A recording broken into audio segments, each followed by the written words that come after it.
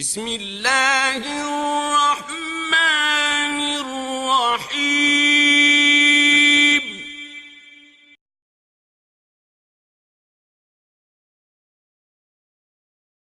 اللہ الرحمن الرحیم۔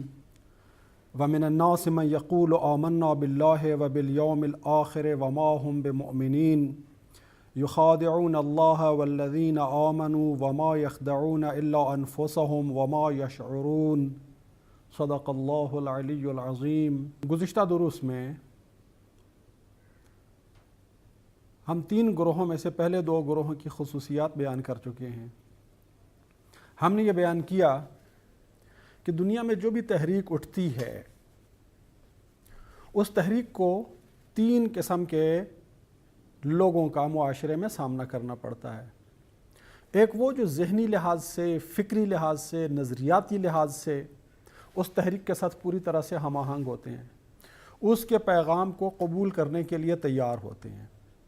دوسرے وہ جو اس کے کھلم کھلا مخالف ہوتے ہیں، اور تیسرے وہ جو نہ پوری طرح سے ساتھ ملتے ہیں نہ کھلم کھلا مخالفت کرتے ہیں۔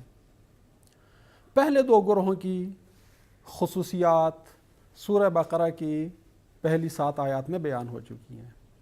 پہلی 5 آیات میں متقین کی صفات، وہ کردار جس کی تشکیل کے لیے قرآن مجید اللہ تعالیٰ نے نازل فرمایا ہے۔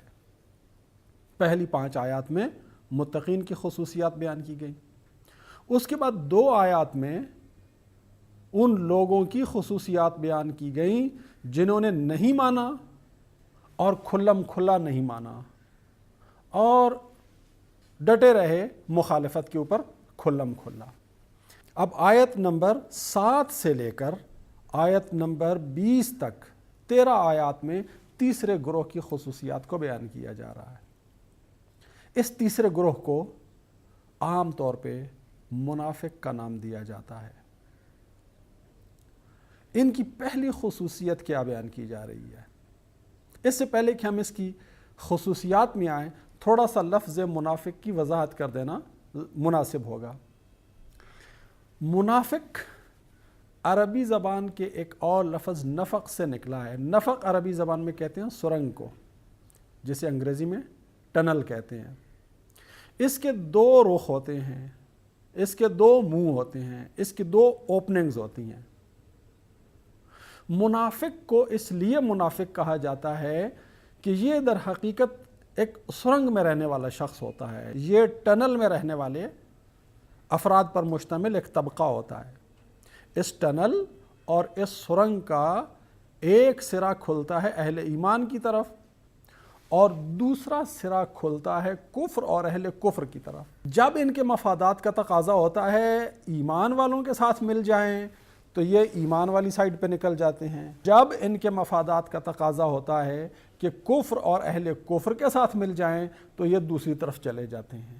تو کبھی سرنگ کے اس سرے پہ نکل آتے ہیں، کبھی سرنگ کے اس سرے پہ نکل آتے ہیں، اور حقیقت میں ان دونوں گروہوں میں سے کسی گروہ کے ساتھ نہیں ہوتے۔ ان کی پہلی خصوصیت کیا بیان کی جا رہی ہے؟